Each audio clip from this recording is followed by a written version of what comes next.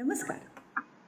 भारत के सभी नन्हे मुन्नों को बाल दिवस की अनंत शुभकामनाएं। संसार में शायद ही कोई ऐसा व्यक्ति होगा जिसे कागज की कश्ती, बारिश का पानी वाला बचपन याद ना आता होगा। तो आज बाल दिवस के प्रसंग पर मैं डॉक्टर सुनीता थत्ते आपको सुनाने जा रही हूँ उसी बचपन पर आधारित मेरी एक स्वरचित कविता, जिसका शीर्षक है रहस्य। तो प्रस्तुत है कविता रहस्य। बात है उस समय की, बात है उस समय की जब मैं बहुत छोटी थी। बात है उस समय की जब मैं बहुत छोटी थी, मिट्टी में खेलकर घर लौटी थी। बात है उस समय की जब मैं बहुत छोटी थी, मिट्टी में खेलकर घर लौटी थी।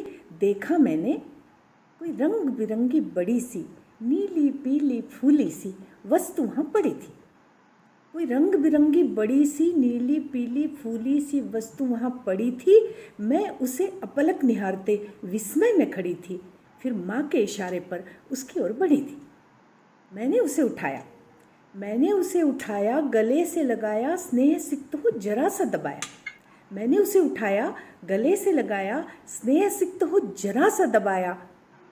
परंतु यह क्या, अचानक विस्फोट सा हो गया। उस प्यारी सी वस्तु का नामो निशा भी खो गया। अचानक विस्फोट सा हो गया, उस प्यारी सी वस्तु का नामो निशा भी खो गया। एक छिलका सा रह गया हाथ में और मेरा करुण रुदन प्रारंभ हो गया साथ में। एक छिलका सा रह गया हाथ में और मेरा करुण रुदन प्रारंभ हो गया साथ में। हंसकर माँ ने कहा था, अरे वो तो गुब्बारा था। हंसकर माँ ने कहा था, अरे वो तो गुब्बारा था, रो मत, उसे फूटना ही था। मेरी बाल बुद्धि को कुछ भी समझ में ना आया। सारा दिन मैंने चिंता में बिताया। सारा दिन मैंने चिंता में बिताया। बेचैनी का यह प्रथम अनुभव था, अतः सोचा था बड़ी होकर इस रहस्य का पता लगाऊंगी और जीवन की सभी चिंताओं से मुक्त हो जाऊंगी। बेचैनी का यह प्रथम अनुभव था, अतः सोचा था कि बड़ी होकर इस रहस्य का पता लगाऊंगी और जीवन की सभी चिंताओं से मुक्त हो जाऊंगी। परंतु आज जब इस तथ्य को भली भांति समझ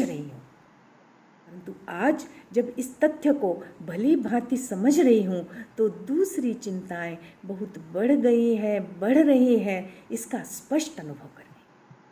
सोचती हूँ काश यह तथ्य मुझे समझ में ना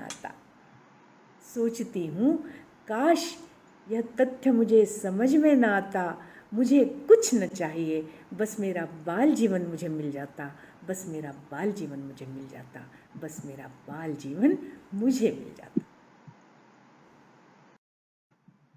यदि आपको मेरी यह कविता पसंद आई है तो कविता को लाइक करें, शेयर करें, कमेंट्स करें और मेरे चैनल को सब्सक्राइब करें। धन्यवाद।